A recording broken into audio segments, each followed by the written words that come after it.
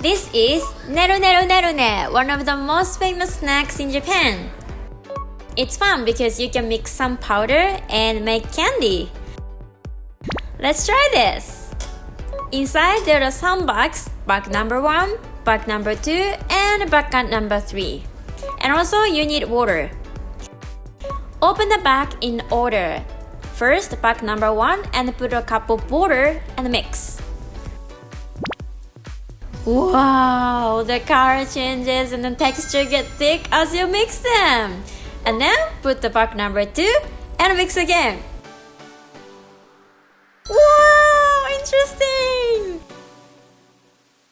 The bag number 3 has a lot of colorful powder inside. So put those fancy powders on and itadakimasu! Wow, so sweet! Please try NERUNERUNERUNE!